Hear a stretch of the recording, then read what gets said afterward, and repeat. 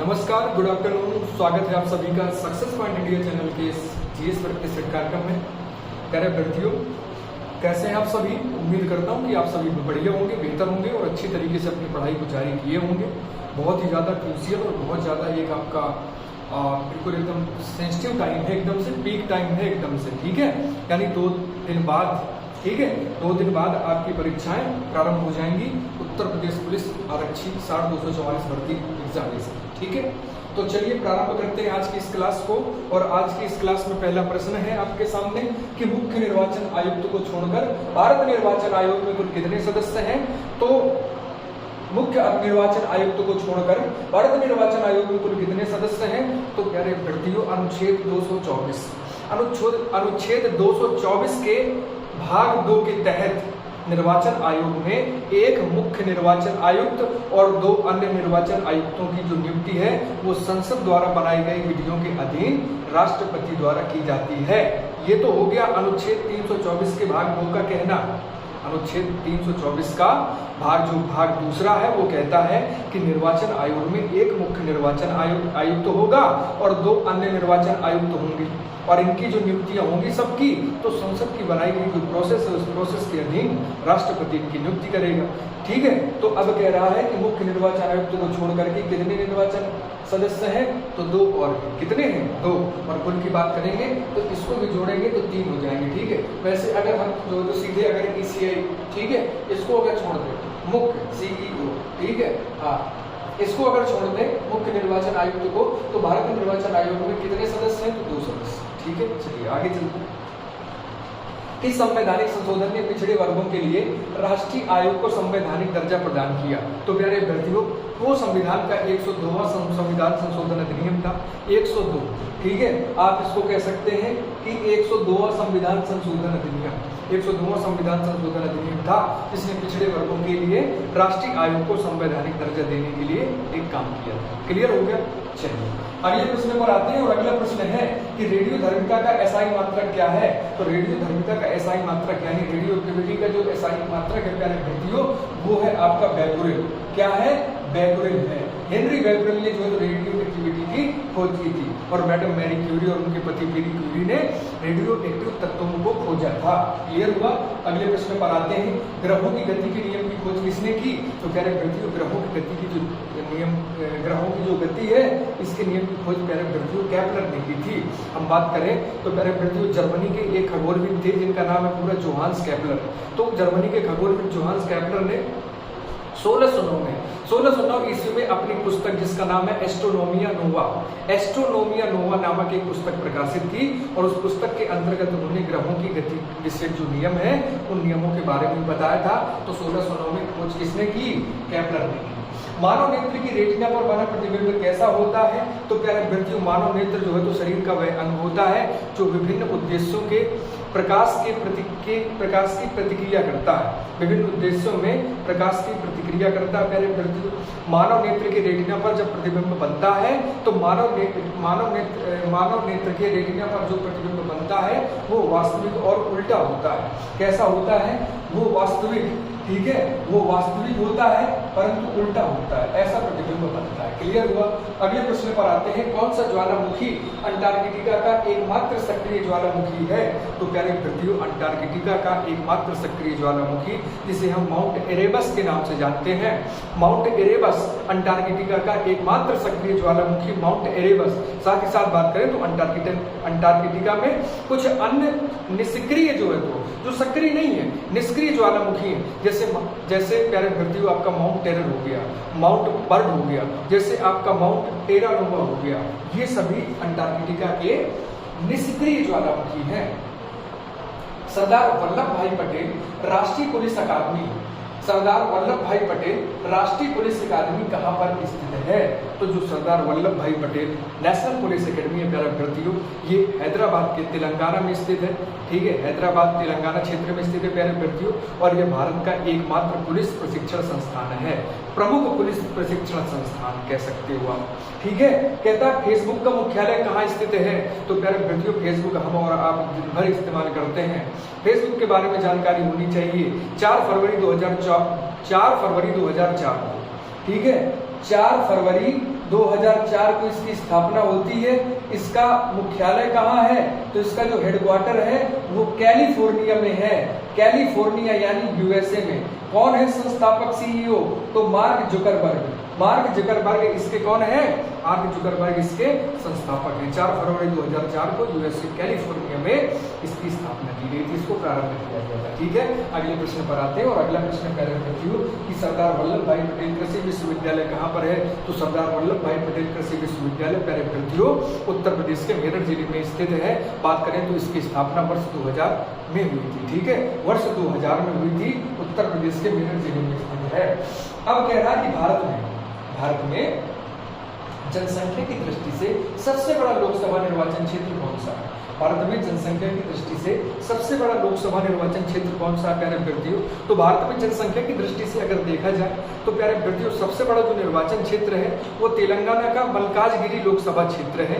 तेलंगाना का मलकाजगिरी नामक एक क्षेत्र प्यारे विद्यार्थियों, जहाँ पे अगर मतदाताओं की बात करें तो 31,50,303 मतदाता जहाँ पे हैं। 31,50,303 तेलंगाना का मलकाजगिरी लोकसभा निर्वाचन क्षेत्र। क्लियर हुआ? अगले प्रश्न पर आते हैं। सत्यमेव जयते शब्द कहाँ से लिया गया कहते हैं? तो सत्यमेव जयते जो शब्द है प्यारे विद्यार्थियों ये मुंडक उपनिषद से लिया गया है। मुंडक उपनिषद से लिया गया प्यारे विद्यार्थियों, जो कि भारत में वर्तमान का एक आदर्श वाक्य है और राष्ट्रीय प्रतीक के नीचे इसे लिखा रहता है। ठीक है, अगले प्रश्न पर आते हैं प्यारे विद्यार्थियों और अगले प्रश्न पर अगर देखें तो अगला प्रश्न है, कहते हैं कि रविंद्रनाथ टैगोर द्वारा लिखित गीतांजलि किसका संग्रह है? रविंद्रनाथ टैगोर द्वारा लिखित गीतांजलि किसका संग्रह है प्यारे विद्यार्थियों? तो रविंद्रनाथ टैगोर ने जो गीतांजलि लिखी थी प्यारे विद्यार्थियों, ये गीतांजलि कविताओं का संग्रह है और इसी गीतांजलि को वर्ष 1913 में नोबेल पुरस्कार से सम्मानित किया गया। कविताओं का जो एक संग्रह है जिसे हम गीतांजलि कहते हैं, गीतांजलि जिसको रविंद्रनाथ टैगोर जी ने मतलब कि तैयार किया, इसे 1913 में नोबेल पुरस्कार से सम्मानित किया गया था। अगले प्रश्न पर आइए, अल्लाह रखा खां किस वाद्य यंत्र के लिए जाने जाते हैं? तो अल्लाह रखा खां प्यारे विद्यार्थियों तबला से संबंधित है। जो वाद्य यंत्र है तबला के लिए जाने जाते हैं।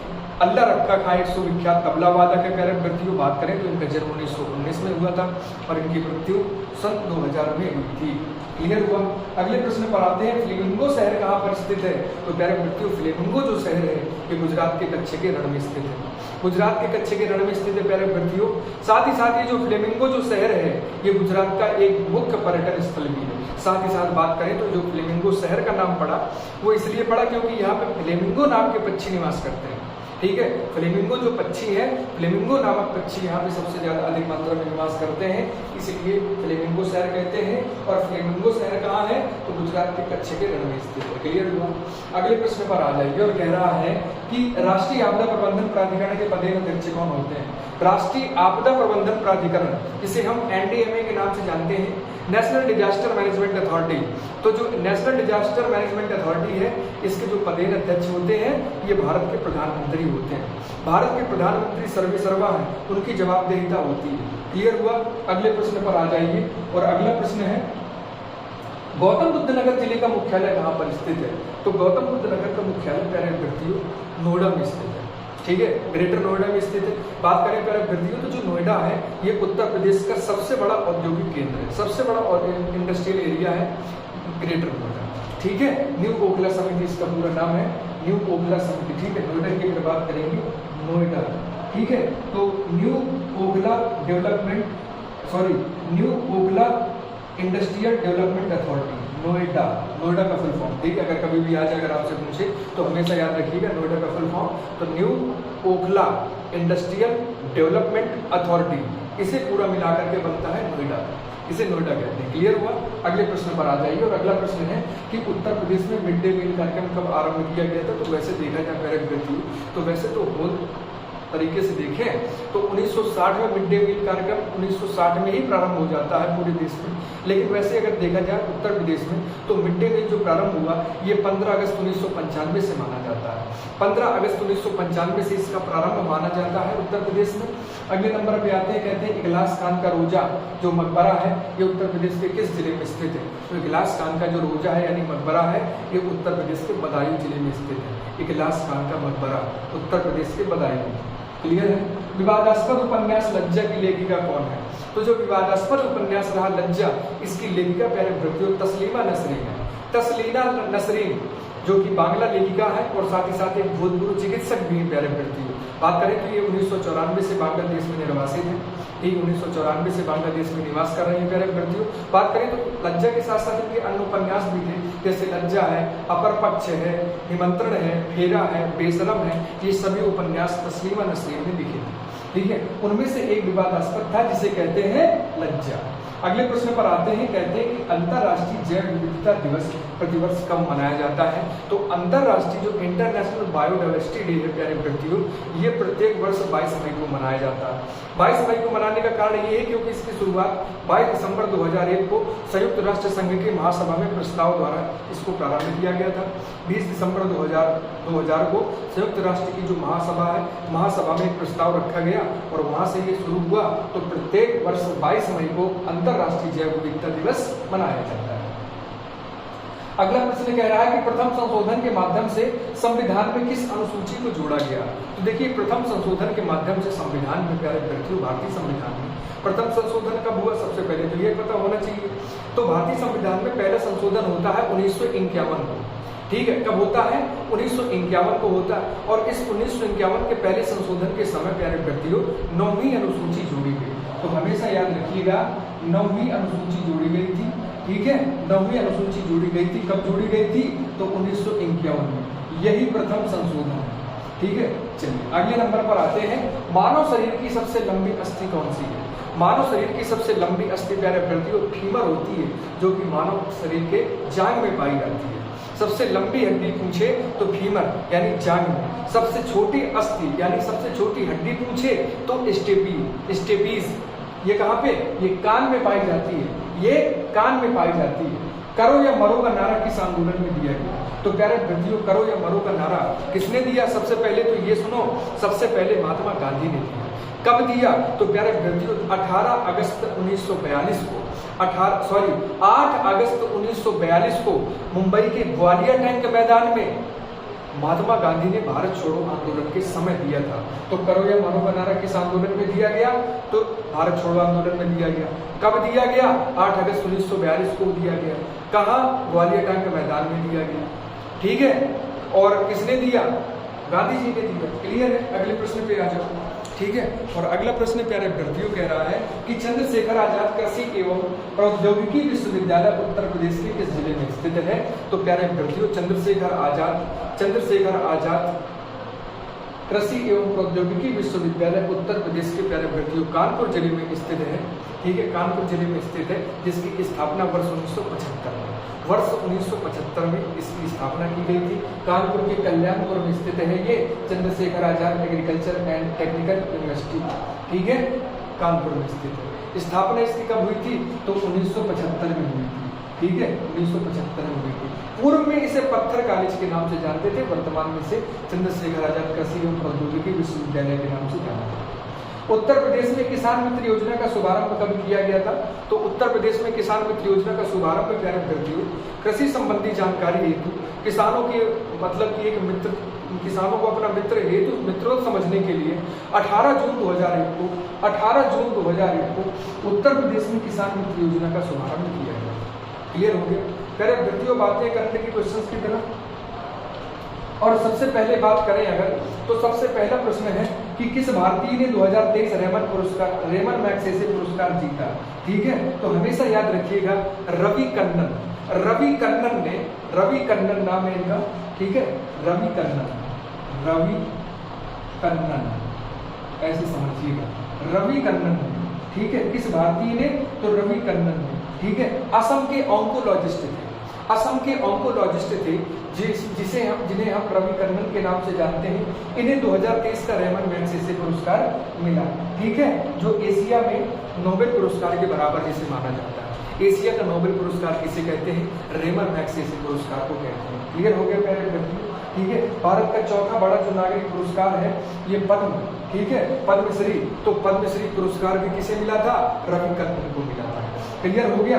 अगले प्रश्न पर आ जाएं। अगला प्रश्न कह रहा है कि भारतीय सेना का नया मुख्यालय टीएसबी किस राज्य में यानी कहाँ बन रहा है प्यारे अभ्यर्थियों? तो भारतीय थल सेना का जो नया मुख्यालय है जिसे थल सेना भवन टीएसबी के नाम से जानते हैं, ये प्यारे अभ्यर्थियों भारत की राजधानी नई दिल्ली में बनके तैयार हो रहा है। इसमें बात करें प्यारे अभ्यर्थियों तो यह मई जून के माह लगभग 2025 तक, ये मई जून 2025 तक लगभग बनकर के तैयार हो जाएगा। इसमें भारतीय सेना के मुख्यालय के साथ साथ अन्य जो है तो अन्य थल सेना के बहुत सारे अन्य विभिन्न कार्यालय इसमें शामिल किए जाएंगे। क्लियर है? अगला प्रश्न है कि भारत ड्रोन शक्ति 2023 का मेजबान शहर कौन सा है?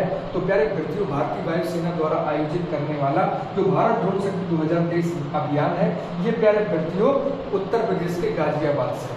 कौन सा मेजबान कौन सा शहर है? तो उत्तर प्रदेश का गाजियाबाद शहर है जो भारत ड्रोन शक्ति 2023 की मेजबानी कर रहा है प्यारे अभ्यर्थियों। ठीक है, रक्षा मंत्रालय के अनुसार 25 और 26 सितंबर को इसका आयोजन गाजियाबाद में किया गया प्यारे अभ्यर्थियों।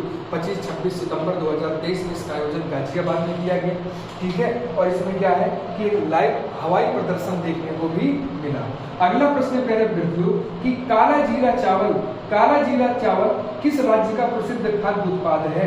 तो प्यारे अभ्यर्थियों ओडिशा का खाद्य उत्पाद है काला जीरा चावल। अब देखिए, काला नमक चावल उत्तर प्रदेश सिद्धार्थनगर, काला जीरा चावल प्यारे अभ्यर्थियों ओडिशा का प्रसिद्ध खाद्य उत्पाद है। क्लियर हो गया प्यारे अभ्यर्थियों? ठीक है, ओडिशा में क्या हुआ कि MS स्वामीनाथन रिसर्च फाउंडेशन में स्थानीय किसानों ने काला जीरा चावल पैदावार को प्रारंभ किया। ठीक है, और ये कहाँ का प्रमुख प्रसिद्ध खाद्य उत्पाद है? ओडिशा का है। अगले प्रश्न पर आते हैं प्यारे अभ्यर्थियों, और अगला प्रश्न है कि धौलपुर करौली हाल ही में किस भारतीय राज्य का स्वीकृत बाघ अभ्यारण्य है? तो हमेशा याद रखिएगा प्यारे अभ्यर्थियों राजस्थान का। धौलपुर करौली हाल ही में राजस्थान का स्वीकृत बाघ अभ्यारण्य है प्यारे अभ्यर्थियों, और ये भारत का और ये पूरे भारत का 54वां टाइगर रिजर्व है। 54वां टाइगर रिजर्व के रूप में बनकर के ये तैयार हुआ है प्यारे अभ्यर्थियों। ठीक है, यह जो अभ्यारण्य है यह रणथंभौर साथ ही साथ सरिस्का और सहित राजस्थान का ये 5वां टाइगर रिजर्व बनकर के तैयार हुआ है। धौलपुर करौली अभ्यारण्य जब भी पूछे तो ये राजस्थान का प्रसिद्ध और प्रमुख बाघ अभ्यारण्य है और भारत का 54वां अभ्यारण्य है। क्लियर हो गया प्यारे अभ्यर्थियों? मिलते हैं आपसे कल फिर इसी कार्यक्रम को लेकर के। तब तक के लिए बने रहिएगा। कार्यक्रम कैसा लगा आपको उसके लिए अपना फीडबैक दे सकते हैं। मिलते हैं आपसे। नमस्कार, जय हिंद, धन्यवाद।